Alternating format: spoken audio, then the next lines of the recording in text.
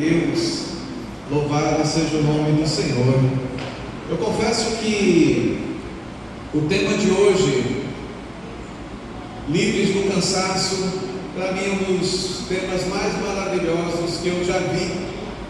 Eu realmente vejo que todos nós, de uma forma ou de outra, estamos vivendo cansaço físico, cansaço emocional e até mesmo cansaço espiritual. Às vezes há batalhas, guerras espirituais que nos afetam espiritualmente e nós sentimos um cansaço espiritual que nem entendemos muitas vezes. Mas a palavra do Senhor, ela é um refrigério. A palavra do Senhor, ela nos restaura a alma. E é sobre isso hoje que nós vamos meditar. Livres do cansaço.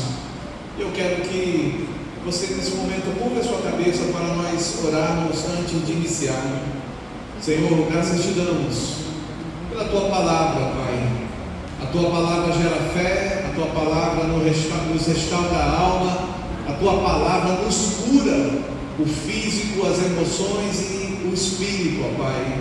Que nessa manhã cada um seja tocado por ti, e aqueles que vão escutar depois, ó Pai, que não estão aqui presente, que essa palavra, Pai, toque no mais íntimo de suas vidas, restaurando, curando e transformando os seus corações, as suas mentes, em nome do Senhor Jesus. Amém e amém. Glória a Deus. Vamos abrir em Mateus capítulo 11, dos versos 28 ao 30. Mateus capítulo 11, dos versos 28 ao 30. A versão que eu utilizo geralmente é a versão ARA, Almeida Revista e Atualizada. Aqui nós temos a versão ARC, Almeida Revista e Corrigida. Não tem problema, elas se complementam e acaba sendo interessante para a gente ver versões diferentes. Então, se a sua versão é diferente, não se preocupe, é bom que você vê percepções distintas da palavra. Então, começando pelo versículo 28, diz assim, Jesus falando: vinde a mim todos os que estáis cansados e sobrecarregados, e eu vos aliviarei. É um chamado a nós voltarmos para Jesus. Vinde a mim. Não é vinde à igreja, não é vinde ao pastor, não é vinde à instituição, é vinde a Jesus. E Jesus está falando basicamente para nós pensarmos sobre o nosso dia a dia, é termos Jesus sempre em nossas vidas. E uma das coisas que acontece em relação ao cansaço é que o cansaço turva a nossa visão de Deus, turva o nosso discernimento, turva a nossa alegria. E quando a gente vê, a gente acha que Deus não está perto de nós, a gente acha que Deus não está nos ouvindo, a gente acha que Deus não ouve aquilo que nós estamos falando e estamos sós. Isso é uma mentira do diabo. Quando eu estava meditando nessa palavra, antes de seguir com os outros dois versículos, me veio uma lembrança, um fato que aconteceu alguns anos atrás. Eu estava até conversando com o Roberto mais cedo sobre isso, que sabe aquelas lembranças saudosas, aquelas lembranças que te renovam quando você lembra?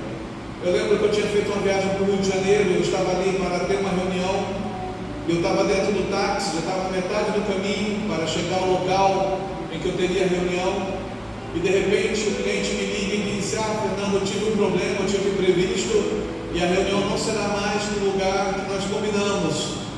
Você se incomoda de nós remarcarmos para um outro local no mesmo horário? Eu disse: sem problema, eu já estou dentro do táxi, eu retorno e vou para o outro local. Só que como eu já estava na metade do caminho, eu iria chegar uns 40 minutos antes do tempo, e era ali em Copacabana. Então o táxi veio e voltou, eu fiquei ali em frente da lagoa e me coloquei ali no calçadão. Ali no calçadão eu comecei a olhar, pensar, e assim, eu nunca, no normal eu não pararia ali, mas como estava muito cedo, eu digo: não, vou parar aqui, vou dar uma andada. E assim, cá entre nós paulistanos às vezes temos medo de estar no Rio de Janeiro, mas não é bem assim. O Rio Rio tem muitos lugares seguros, como São Paulo tem muitos lugares seguros, mas tem os seus lugares que são difíceis. Mas resolvi parar ali, fiquei ali. E aí, quando eu estava caminhando em direção ao prédio, que era os 5 quarteirões de onde eu estava, para ter a reunião, eu ouvi uma voz: Pastor Fernando. Eu caio. Tão cedo aqui no Rio de Janeiro, alguém já me viu. E de repente eu olho para trás e quando eu vejo, era uma pessoa que eu já não via há bastante tempo. E ela estava chorando e com um sorriso enorme. E ela disse: Deus acabou de responder a minha oração, porque eu vim aqui, eu estava caminhando e eu estava chorando porque eu estou numa situação tão complicada. E aí eu perguntei para o marido dela, o pastor Ebenezer, e ela disse: olha, nós estamos numa situação de decisão, eu não sei o que fazer. E eu disse: Senhor, eu não sei se tu podes responder a minha oração, porque é quase que impossível, mas se de alguma forma o Senhor está ouvindo o que eu estou falando, eu queria ver o pastor Fernando hoje aqui nessa calçada. E de repente, quando ela olha para cima, ela me vê saindo de dentro do táxi. Uma resposta instantânea, uma resposta assim que não há como você descrever como Deus faz essas coisas.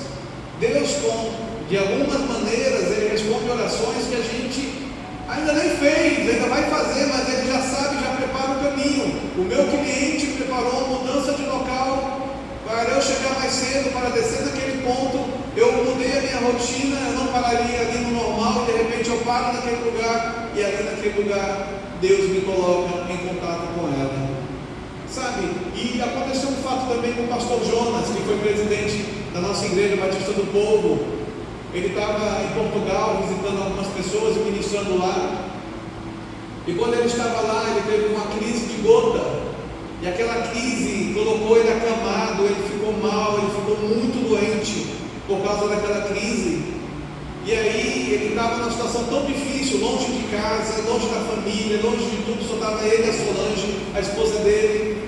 E eles estavam lá em Portugal, e de repente, lá no coração dele, ele diz assim: poxa, Senhor, está tão difícil, está tão doloroso, eu estou sentindo tanta dor, como eu gostaria de comer aquele caldo de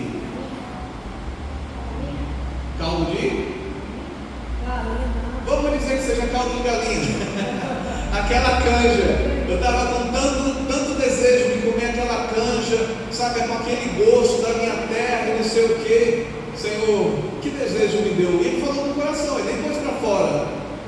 E ali ele ficou na cama e tudo mais. À noite, um casal lá de Portugal foi visitá-lo, e quando o casal chega, eles trazem uma vasilha, eles abrem a vasilha, era uma canja, e ele começa a chorar. Ele começa a chorar porque ele diz: Senhor, só estou para ouvir os clamores do íntimo que a gente nem fala. E eu quero te falar nessa manhã que os clamores do íntimo do seu coração, que muitas vezes você não tem nem força para falar, porque você nem sabe como falar, Deus ouve. E Ele já está preparando a resposta, e tem respostas no caminho, e você não está só. Livres do cansaço é quando nós entendemos que o nosso Deus se importa com nós, conosco. Ele se importa conosco. Ele não nos criou para sermos abandonados, Ele não nos criou para nos jogar de lado, Ele nos criou porque Ele nos ama e Ele cuida de nós. E nós temos que ter essa certeza. Mas talvez o que mais nos cansa esteja fora de nós.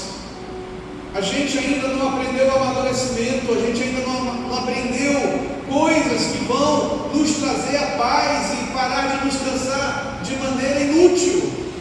Mas antes de falar sobre isso, eu queria ler os outros 2 versículos, que diz assim no verso 29: tomai sobre vós o meu jugo. Jugo é peso. Tomai sobre vós o meu jugo. Independente das circunstâncias, haverá peso em nossas vidas, mas pode haver peso que seja um peso que traz alegria e não dor. E aprendei de mim.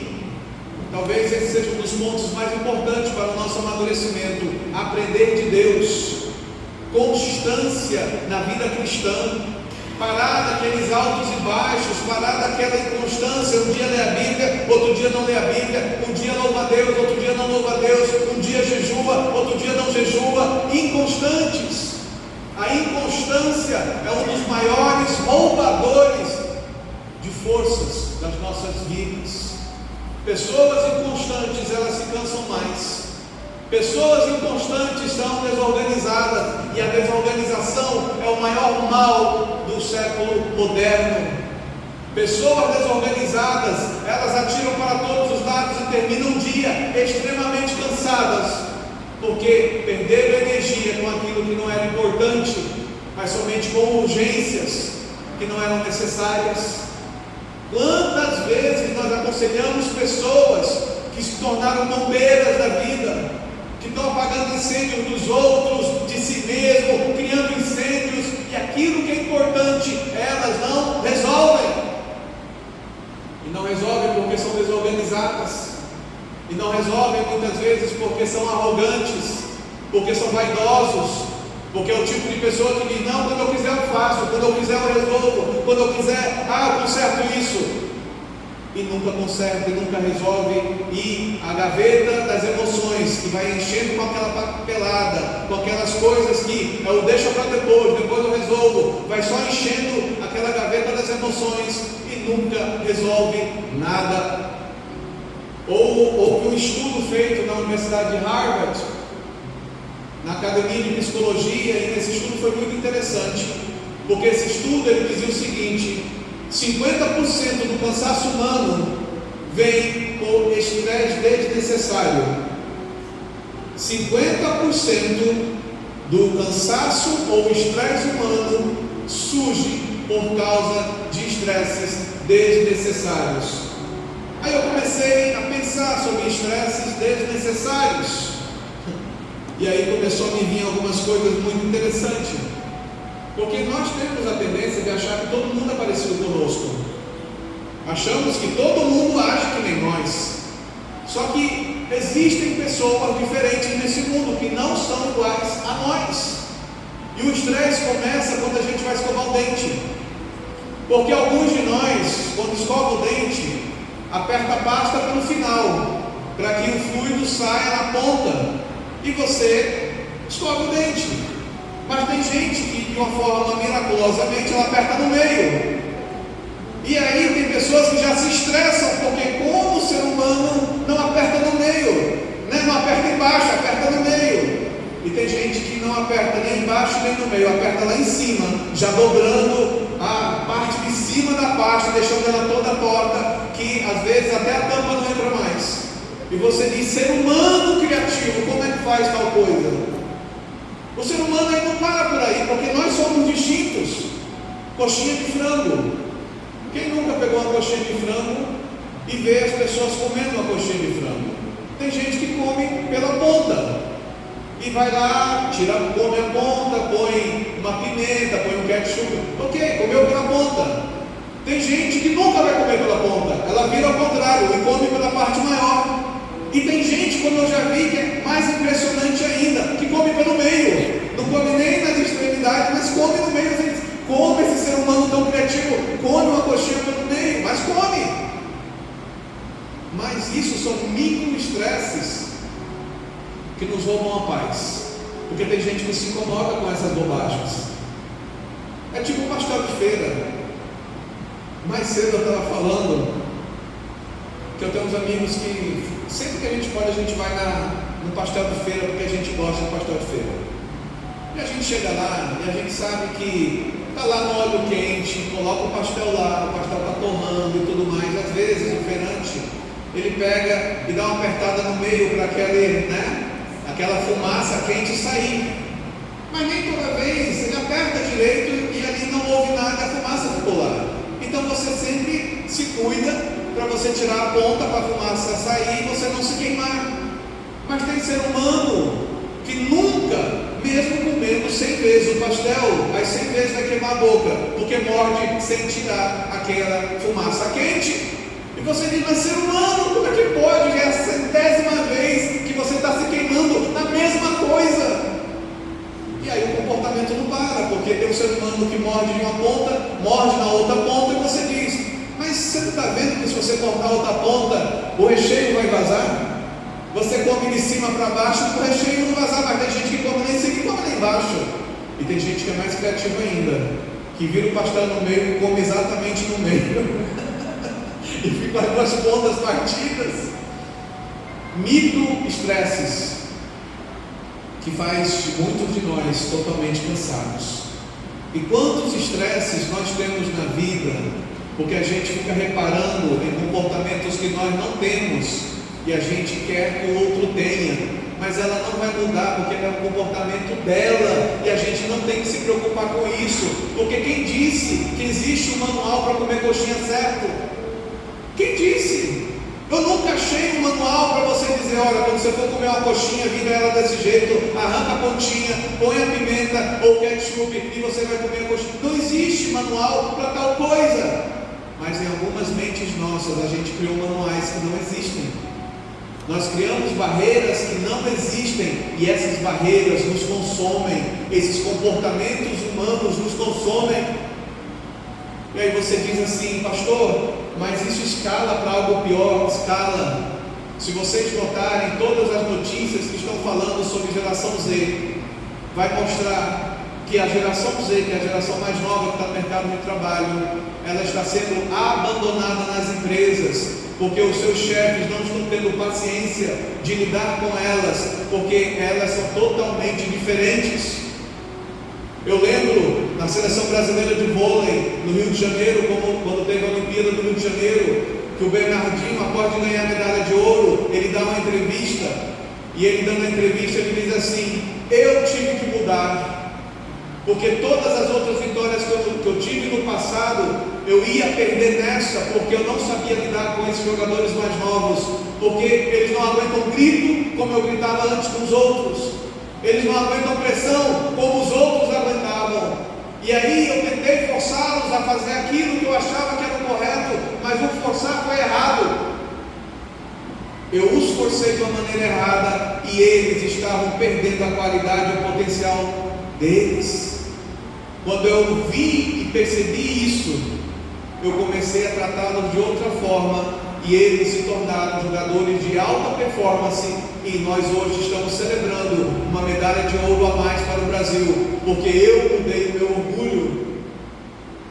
Talvez muito do nosso cansaço seja tomar uma postura tipo o Bernardinho, mudar o nosso orgulho, mudar a nossa vaidade de perfeccionismo para coisas bobas, e a lista vai longe. Tem gente que coloca o papel higiênico com a parte do papel voltado para a parede, tem gente que coloca para frente da parede, tem gente que tira do local.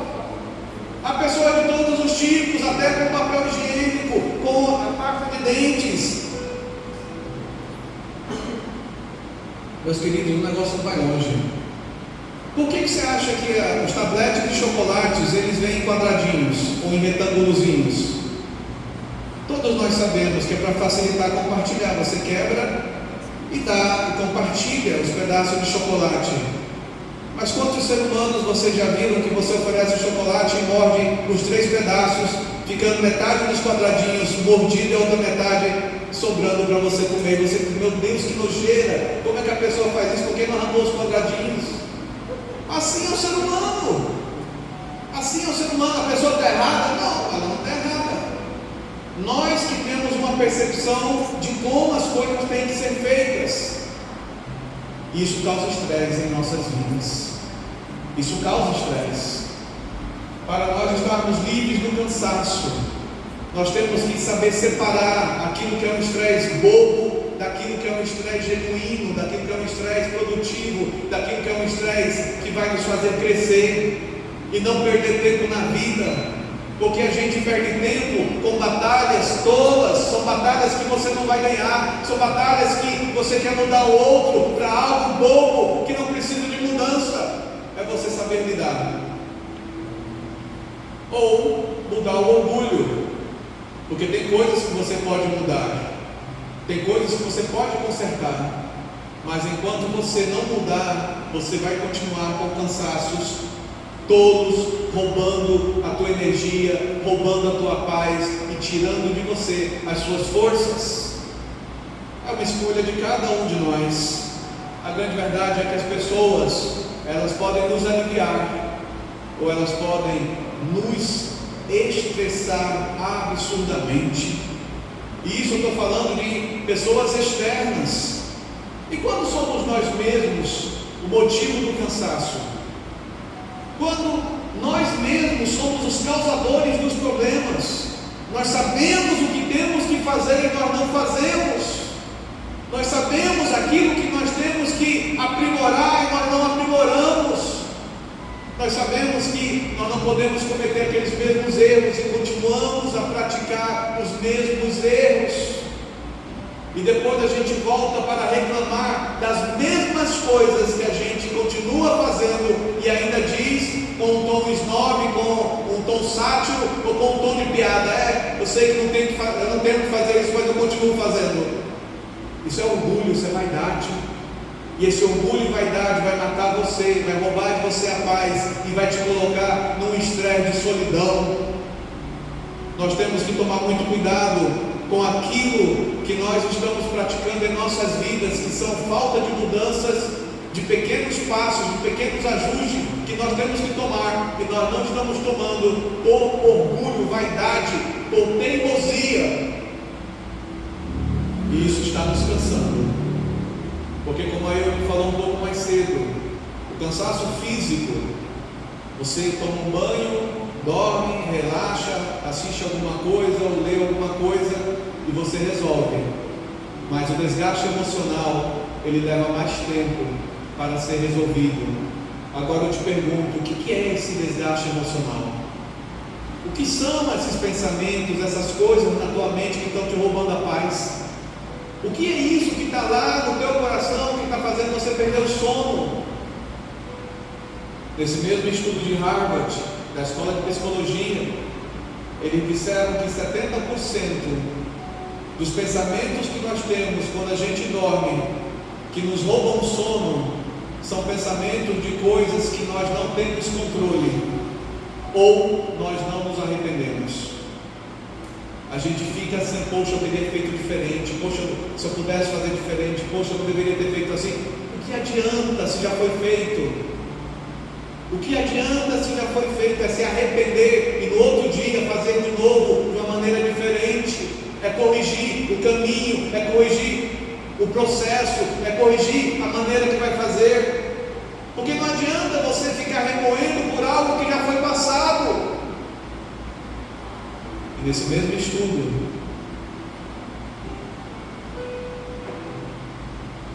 ele diz uma coisa muito interessante: 95% das pessoas no mundo não fazem mais pausas nas suas vidas. Sabe o que é fazer pausa? É você pegar, às vezes, uma garrafa d'água, abrir e você beber um pouco de água. É você respirar novamente, respira novamente. É você pegar e dizer: olha, dá um tempo aí que eu vou dar uma volta e daqui a pouco eu volto. E você dá uma volta. É você mudar a rotina, mudar o processo, mudar a forma que está acontecendo aquele estresse por uma pausa. E por causa disso, a produtividade sua vai aumentar 180%, é o que diz o estudo. As pessoas que foram orientadas a dar pausa e incentivadas a dar pausa, elas aumentaram a sua produtividade em 180%. Tiveram perspectivas novas, ideias novas de solução, maneiras novas de resolver as coisas. E existe algo mais interessante ainda, que quebra qualquer estresse. Chame alguém para tomar um café. Conversar com alguém é uma das maneiras mais edificantes que temos para nós quebrarmos estresse por percepções que estamos cegados, que estamos cegos e não conseguimos parar, dar uma pausa e pedir: vamos conversar, vamos tomar um café. E quando tomar o café, não é tomar o café para falar do problema, é tomar o café para falar de qualquer coisa, da borboleta, da casa do João de Barro que está no poste, de qualquer coisa, porque isso te gera um alívio na alma, que te muda a perspectiva, o estresse e a sua atitude diante daquela dificuldade. E quando você vê, você está mudando, você está mudando a sua percepção do problema. As pessoas, elas podem nos aliviar ou nos cansar, depende da maneira que nós estamos nos comportando com as pessoas e como nós estamos nos comportando, porque também foi feito um teste. Nesse teste descobriu-se que quem é uma pessoa tóxica, ela nunca acha que é tóxica. Quem é tóxico nunca acha que é uma pessoa tóxica, e geralmente não acha que é uma pessoa tóxica, obrigado, porque ela tem um algo que infelizmente hoje nós estamos aprendendo isso. Esse algo que nós estamos aprendendo isso é devido às correntes de motivação, pensamento positivo, coach, todo esse pessoal do positivismo, todo esse pessoal de que você é invencível, de que você corre pelo fogo, de que você é um super-humano, de que você é uma mulher maravilha, não sei o que coloca o teu ego, a sua super autoestima num estado tão alto que você perde o equilíbrio do bom senso. E quando você perde o equilíbrio do bom senso, você se torna uma pessoa inconsequente. E sabe o que é uma pessoa inconsequente? Fala aquilo que não deve ser dito naquele momento, não põe mais filtros na vida, fala o que vem na mente, age como vem na mente, se comporta como vem na mente, acha que tem a direção para tudo e para todos, acha que é a pessoa que vai resolver todos os problemas da vida dos outros. Ela se torna o Messias. Eu sou o Messias, eu resolvo o seu problema, me conte o seu problema. Eu não tenho problemas para resolver o seu problema, porque os meus problemas já estão todos resolvidos. Assim é a vaidade do ególatra, da pessoa que encheu tanto a sua autoestima e ela se tornou tão vaidosa na sua estima que hoje ela acha que os problemas dela não são problemas, mas são exemplos para que os outros façam para que se tornem melhores. E quando o outro vai fazer aquilo que é o problema do outro, a pessoa sofre mais do que ela, porque realmente é um problema, só ela não percebe isso. Há coisas na nossa vida como cristãos que a gente tem que entender, e talvez esse seja um dos maiores desafios da vida cristã, é a gente entender que a Bíblia diz: quem põe a mão no arado, quem aceitou Jesus como Senhor e Salvador de sua vida, não pode olhar para trás. Quantos estão olhando para trás? Quantos estão perdendo a fé? Quantos estão voltando a praticar coisas carnais que já haviam vencido? Quantos que já estavam numa rotina de leitura da Bíblia, vencedor, e pararam de ler a Bíblia? Quantos estavam numa rotina de louvar a Deus todos os dias e pararam de louvar a Deus? Quantos estavam numa rotina de pelo menos jejuar uma vez por semana e pararam de jejuar? E aí você diz: pastor, minha vida espiritual é fraca, eu acho que a igreja está morna, a igreja tinha que ser mais forte. Não, é você que está frio, porque o Deus continua o mesmo, a palavra continua o mesmo.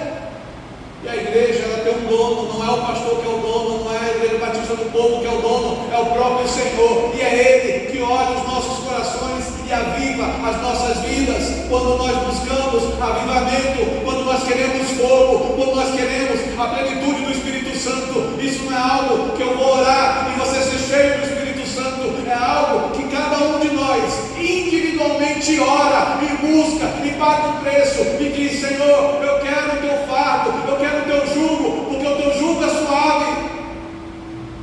E o jugo suave é nós pagarmos o preço para nós sermos cheios do Espírito Santo, cheios da presença de Deus. E às vezes a gente quer parar essa etapa, às vezes a gente quer pular esse processo, às vezes a gente não quer isso, a gente quer como se fosse uma pílula.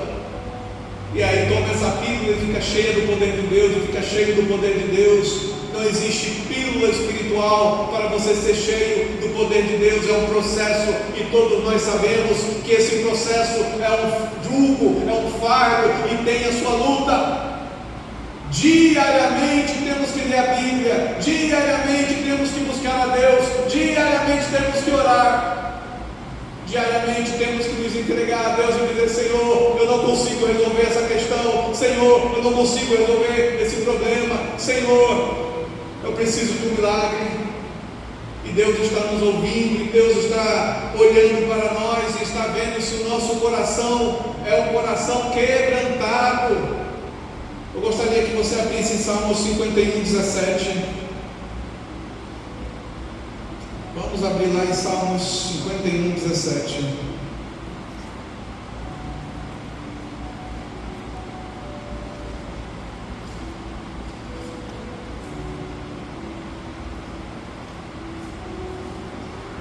Salmo 51, 17, ele diz o seguinte: sacrifícios agradáveis a Deus são um espírito quebrantado, um coração compungido e contrito, não o desprezarás, ó Deus. Eu quero crescer espiritualmente, só existe uma forma de eu crescer espiritualmente, é eu me colocar diante de Deus e dizer: Senhor, eu quero ser uma pessoa diferente, eu não quero ser carnal, eu não quero sair do culto e continuar uma vida carnal como qualquer pessoa que nunca te conheceu. Eu quero mudanças na minha vida, eu quero mudanças no meu comportamento, eu quero mudanças na minha palavra, eu quero mudanças nas minhas atitudes, Senhor, porque Tu estás comigo. A Bíblia diz que nós somos templo do Espírito Santo, e eu te pergunto: determinadas atitudes que nós tomamos demonstram que nós somos templo do Espírito Santo ou templo pagão? Determinadas atitudes que nós tomamos determinam que nós temos um coração quebrantado a Deus, ou nós temos um coração carnal, que existe a Deus, que existe ao Espírito Santo, e nós não queremos mudar. O problema é que quando nós criamos o nosso cansaço, nós queremos culpar os outros, culpar o governo, culpar as finanças, culpar a economia, culpar todo mundo por aquilo que nós criamos, porque o nosso orgulho nos evita de olhar os problemas, o nosso orgulho nos evita, nos cega para nós não olharmos os causadores do problema. E a grande maioria das vezes quem causa todos os problemas de nossas vidas somos nós mesmos. Mas nós nos alegramos em imaginar que o problema foi causado por A, por B, por C, por D, e nunca nós. Por isso que no texto que a gente está lendo, em que diz: vinde a mim, todos os que estão cansados. Você está cansado desse comportamento? Você está cansado dessa atitude? Você está cansado dessa vida bipolar, esquizofrênica? A palavra esquizofrenia quer dizer mente dividida. Então tem gente que tem uma mente dividida, ora carnal, ora santo, ora carnal, e isso não tem como conviver. Ou você é santo, ou você é santo. Você não pode querer santidade na carnalidade. O nosso Deus é santo. Ai, pastor, não estou sentindo nada. Não está sentindo porque você está na carnalidade. Busca Deus e você vai ver o poder de Deus na tua vida, na tua família, nas tuas áreas de vida que você precisa do toque de Deus. A palavra de Deus diz: de Deus não se zomba. Aquilo que o homem plantar, ele também ceifará ou irá colher. O que nós estamos plantando? O que nós estamos mudando? O que é ser igreja? O que é ser cristão? O que é ter esse Deus? O que é mudança de vida? É andar como toda pessoa que não conhece Jesus anda, ou tomar posicionamentos intencionais para mudar? Eu não estou falando de posicionamentos banais. Porque ele come a coxinha por cima, ou por baixo, ou pelo meio, isso me incomoda. Para de bobagem, para de prestar atenção em coisas que não fazem sentido. Olha para aquilo que é importante e muda, e toma uma atitude na vida, para que a sua vida seja uma vida que seja luz e sal nessa terra. Aí nós iremos entender a plenitude de livres do cansaço. Porque o cansaço que está em nossas vidas, na grande maioria de nós, é por lutarmos contra Deus, é por lutarmos contra nós mesmos, diante de coisas bobas que nós temos padrões que são padrões que não existem. Nós criamos os manuais daquilo que não faz sentido. O manual de comer a coxinha. Ô pastor, fulano está comendo a coxinha desse jeito, e aqui no meu manual de vida ele só pode comer desse jeito. Para com isso. Todos nós temos os nossos manuais, mesmo que a gente inconscientemente os utilize, mas não os aceite. Nós temos os nossos manuais, as nossas regras, os nossos comportamentos, e isso nos consome e muitas vezes até nos envaidece, porque a gente se vangloria desse tipo de comportamento, e é um comportamento sem utilidade algum, pelo amor de Deus. Eu gosto muito de Salmos 19, versículo 7. Se você puder ler sua Bíblia e você puder anotar, anote esse versículo.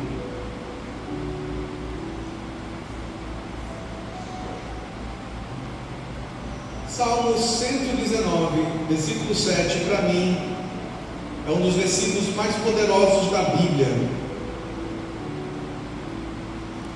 porque ele fala de algo que às vezes a gente não para pensar, que a gente não para meditar, que ele diz o seguinte: a lei do Senhor é perfeita, ou seja, a palavra de Deus é perfeita, a Bíblia é perfeita, e ela restaura a alma. Cansaço mental pode ser restaurado através da palavra. Loucura, doença mental pode ser restaurado pela palavra de Deus. A Bíblia diz: a lei do Senhor é perfeita e restaura a alma. Talvez você olhe circunstâncias, pessoas e vidas que você não tem controle sobre a mente delas, mas você pode pegar a palavra de Deus e começar a profetizar na vida daquelas pessoas e dizer: haja vida, haja sanidade, haja cura, haja restabelecimento, haja a presença de Deus, porque a palavra do Senhor diz que restaura a alma. Não importa se é louco, não importa a depressão, não importa o problema, Deus restaura a alma. Não é psicólogo somente, não é psiquiatra somente, são especialistas e nos ajudam muito, mas nós não podemos deixar Deus de lado, Deus de fora dessa equação, porque Ele restaura a alma na sua essência, na sua origem, no seu âmago. Ele faz isso, mas às vezes nós perdemos o tempo com tantas distrações na vida.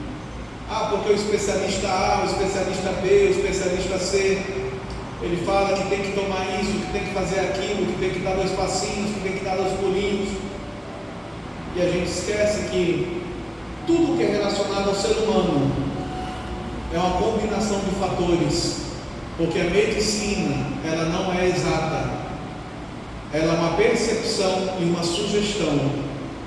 Nenhum médico ele é exato naquilo que ele fala, porque ele sabe que em cada ser humano, aquilo que pode funcionar em A, não necessariamente funciona em B. Isso é comprovado desde as coisas mais básicas. Há 40 anos atrás, fizeram uma pesquisa aqui no Brasil, que foi revolucionária naquela época. Pegaram um sorrisal, porque muitas pessoas bebiam, e pegaram esse sorrisal, que era uma coisa barata e muito popular, juntaram 100 pessoas de lugares diferentes do Brasil e começaram a observar o que acontecia de comportamento após aquela pessoa tomar um sorrisal. A conclusão foi muito interessante. De 100 pessoas, 30 somente, elas tinham o efeito positivo ao que o sorrisal se propunha a fazer. 70 pessoas não acontecia nada em relação àquilo que o sorrisal se propunha a fazer. Você pode dizer, então, você quer dizer que o sorrisal era um placebo? Não. O que quer dizer é que nem todo sorrisal serve para determinada pessoa. Às vezes você tem que tomar outra coisa, um epocler. Não é sorrisal, é um epocler. É outra coisa, porque o organismo de cada pessoa é distinto. E aí, se eu falo para você que se mesmo a medicina reconhece que nem todos os remédios são aplicáveis para todas as pessoas, quanto mais o nosso relacionamento com Deus é individual, tem nome, tem endereço, tem CPF, é para a pessoa individualmente. Aquilo que aconteceu com A não necessariamente vai acontecer com B. Aquilo que aconteceu com C não necessariamente vai acontecer com D, porque Deus age de maneiras distintas em cada um de nós. Deus sabe onde nos alcança, Deus sabe onde nos toca, Deus sabe onde nos transforma. A questão é, nós queremos esse Deus individual conosco, ou nós queremos esse Deus que foi falado por alguém e que foi a experiência de alguém, para que nós tenhamos aquilo que o outro teve, mas não é o que nós precisamos. Tome cuidado, que nem todo testemunho é bom para você. Nem todo testemunho edifica. Há testemunhos que são um caminho para a morte. Tome cuidado com isso. A Bíblia conta pessoas que deram testemunhos que eram engano para outras pessoas. Um exemplo disso, Atos. Paulo estava pregando numa cidade, e quando chegou nessa cidade, uma pessoa, uma jovem vidente, se levantou e disse: olha, esses homens, eles pregam um Deus verdadeiro, escutem esse Deus verdadeiro. E ela começou a falar, e Paulo e Silas começaram a se incomodar, até que Paulo disse: espírito do demônio mentiroso. Aí você diz: mas ela não estava falando da verdade, que o Deus que eles estão pregando é um Deus de verdade, mas saindo de uma boca mentirosa. A fonte não era verdadeira, e quando a fonte não é verdadeira, ela traz confusão, porque você vai dizer: olha, o diabo, estou chamando isso do diabo, mas ele está falando que Deus é bom, mas ele está falando que Jesus é Deus, então eu posso acreditar nisso. E aí vem as heresias, e aí vem os enganos, e aí vem aquilo que a gente está cheio na internet, de falsos mestres, falsos pastores, falsos líderes, falando um monte de coisa. Não, porque agora eu descobri uma novidade da Bíblia que ninguém sabe. Pelo amor de Deus, meus queridos, se nós somos infantis ainda para acreditar nesse tipo de coisa, no mínimo você tem que pensar: essa pessoa é orgulhosa. Por que Deus vai revelar somente para ela? Não vai revelar para 6 bilhões de pessoas, ou para 1%, ou 0,5% desses 6 bilhões de pessoas que buscam a Deus? Mas somente ela tem a revelação. Certa vez uma pessoa chegou para mim e disse: pastor, só tem que ouvir isso. Ninguém revelou o livro de Provérbios como que para essa pessoa, só ele entende o livro de Provérbios. Eu disse: caramba, que coisa interessante. Me mostra. Quando abre, ele está num determinado lugar, numa cadeira, uma luz em cima dele, uma lata de cerveja na mão, e ele começa o livro de Provérbios falando palavrão. Eu disse: espera aí, Deus não se contradiz. O santo com o profano não está certo. Mas tem pessoa que está ouvindo gente falando palavrão no púlpito e dizendo: não, mas o que ele pregou foi bom. Mas como se está falando palavrão? Se como não respeita o púlpito? Se como não tem zelo pela casa de Deus? Se a gente não consegue discernir aquilo que a gente vê que não tem nada de Bíblia na vida deles ou na vida delas, como nós vamos discernir os tempos? Como nós vamos discernir as coisas que estão acontecendo? Como nós vamos nos livrar do cansaço, que é um cansaço que vem por ataques demoníacos, micro ataques demoníacos que acontecem durante o dia, micro ataques emocionais que acontecem por nossas desorganizações, micros cansaços que surgem por nossos comportamentos sedentários. O que é um micro comportamento sedentário, pastor? Ao invés de você pegar a escada, você pega o elevador para subir 2 andares. Pega a escada. A gente vai de elevador 2 andares, mas não pega a escada. Pequenos hábitos mudam o nosso comportamento e mudam a nossa vida.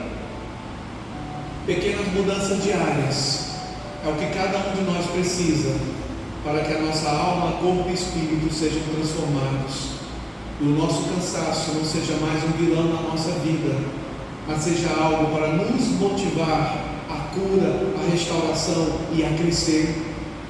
O estresse, ele já foi estudado, e ele tem os seus momentos bons, porque o estresse, ele consegue nos tirar da zona de conforto.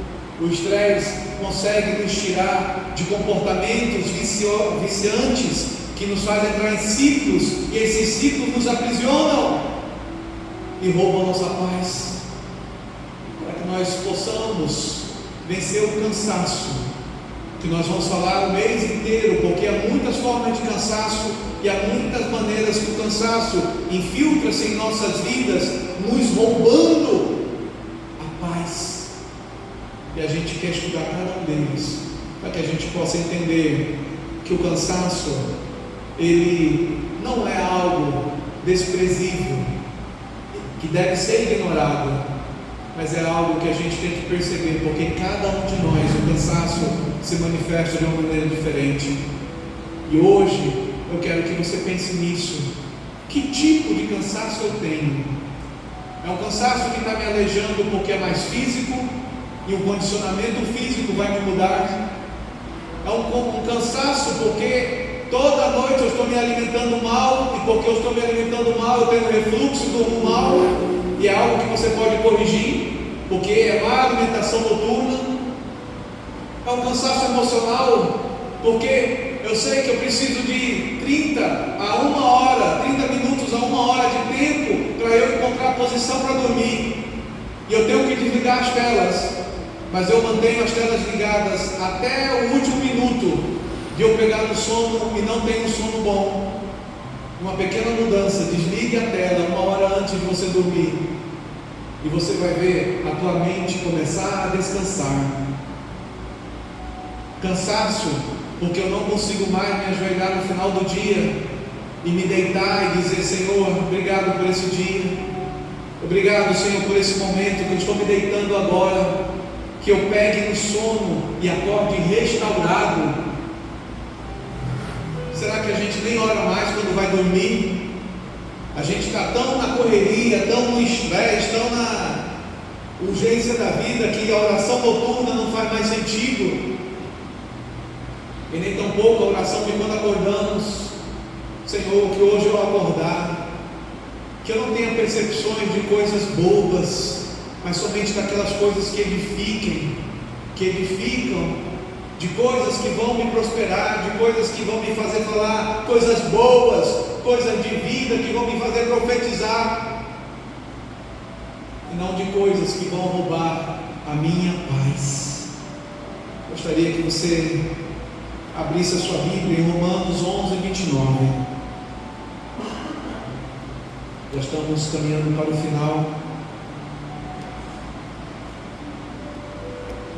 mas eu quero que você anote esse versículo, que talvez seja um dos versículos mais importantes de hoje que estamos falando, porque cada um de nós tem dons de Deus. Cada um de nós tem dons de Deus. Uns já despertaram muitos dons, mas hoje não ativam e não utilizam nenhum desses dons. Outros nunca despertaram os dons e nem sabem quais são os dons, e de repente precisam de ajuda, precisam de conselho, precisam de orientação. E outros estão tão frustrados com Deus que colocaram esses dons na gaveta e nem olham mais para os dons e desprezam os dons e dizem: esses dons não são para cá. E a Bíblia diz em Romanos 11:29 que os dons de Deus são irrevogáveis.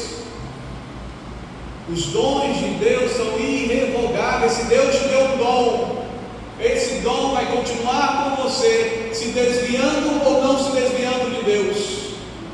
Por isso que tem falsos mestres e falsos profetas, porque foram pessoas que tiveram os dons e se desviaram de Deus e continuam a manifestar os mesmos dons, mesmo sem Deus, porque os dons são irrevogáveis. Por isso tem tantos mentirosos falando tantas mentiras acerca da Bíblia, porque tiveram dons, alcançaram dons, e não é porque afastaram-se de Deus, pararam de orar, pararam de ler a Bíblia, pararam de jejuar, que os dons foram tirados. Não foram tirados, eles são irrevogáveis. O diabo ele vai dizer para você: você não tem mais dom, você não fala mais em línguas, você não profetiza mais, você não tem mais revelação, você não tem mais palavra de conhecimento. Você não tem mais dom de empreendimento, de administração. Sabia que existe um dom de administração? Lá em Efésios e em 1 Coríntios capítulo 12 e 13 fala sobre isso, dom de administração. E a Bíblia diz lá em 1 Coríntios 13: buscai com zelo os melhores dons. E são poucos as pessoas que eu conheço, que oram por dons de administração e dons de discernimento de espíritos. Vivemos dias em que nós temos que discernir os espíritos, discernir o que está por trás das pessoas, discernir o que está por trás das palavras, por trás das preleções, por trás das exposições, porque o espírito do anticristo, o espírito do engano, está nesse mundo para nos fazer apostatar da fé. O que é apostasia? Vagarosamente se afastar de Deus, e tem muita gente vagarosamente se afastando de Deus, e isso cansa a alma. Estar longe de Deus é o maior cansaço na vida de um cristão. Enquanto nós fugirmos de Deus, o nosso cansaço será aparente. E para nós concluirmos, eu quero que você abra sua Bíblia em Isaías capítulo 40. Eu quero que você medite hoje à noite, medite de madrugada, medite ao amanhecer, medite durante a semana esse versículo, ou esses versículos. Isaías capítulo 40, nos versos 28 em diante.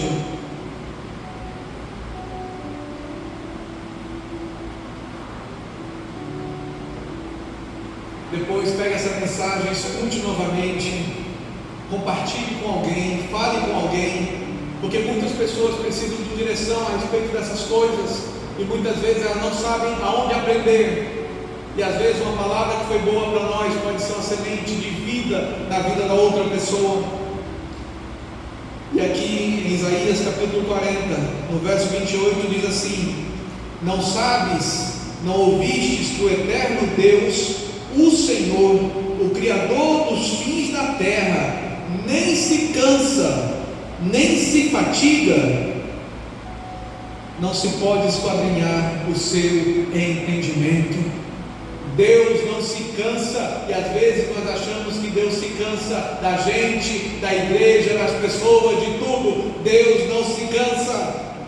Verso 29: Deus faz forte ao cansado e multiplica as forças ao que não tem nenhum vigor. Profetize isso na sua vida. Se você está sem vigor, profetize que Deus, Ele traz vigor à sua vida, que Ele tira o cansaço, que Ele renova a tua alma, que Ele renova a tua vida. Os jovens se cansam e se fatigam, e os moços de exausto caem, mas os que esperam no Senhor, aleluia, glória a Deus, mas os que esperam no Senhor renovarão as suas forças, sobem com asas como águias, correm e não se cansam, caminham e não se fatigam. Essa é uma palavra profética para nossas vidas hoje. Essa é uma palavra profética para renovar nossas vidas, alma, corpo, espírito. Olhe para o Senhor, porque é Ele que restaura o corpo, é Ele que restaura a alma, é Ele que restaura o espírito, mas depende de nós, que cada um de nós olharmos para esse Deus e dizermos para Ele: Senhor, tem misericórdia de mim, porque eu não sei como vencer esse cansaço, eu não sei como vencer essa circunstância, eu não sei nem como orar, Senhor, mas a Tua palavra diz que Tu dá vigor ao que tem falta de vigor, falta de força, falta de ânimo. Nesse momento, fique em pé e vamos orar. É o momento de nós profetizarmos essa palavra em nossas vidas. É o momento de nós olharmos para como nós estamos hoje. Nós dizemos para Deus: Senhor, eu preciso da Tua intervenção. Eu preciso, Senhor, de mudança. Eu preciso, ó Pai, que Tu toques na minha percepção das coisas, que Tu toques, ó Pai, na minha vida, que eu pare de prestar atenção e me focar tanto em coisas boas, e que eu comece a olhar aquilo que é importante, aquilo que dá vida, aquilo que frutifica, aquilo que restaura a alma. Senhor, que Tu possas, ó Pai, olhar na minha mente e tirar toda a confusão mental, toda a confusão espiritual, toda a confusão física. É algo que nós temos que intencionalmente buscar e querer, porque como lemos aqui em Isaías 40, é Ele que nos dá vigor, é Ele que tira o cansaço, é Ele que nos dá vida e ânimo. Nós vamos cantar uma canção nesse momento. Enquanto essa canção vai sendo entoada, ore ao Senhor, ore ao Senhor. Você sabe a dor que você tem, você sabe o desafio que você tem, você sabe o cansaço que você tem, você sabe do que você precisa para mudar o seu dia, a sua semana, o seu mês, o seu ano.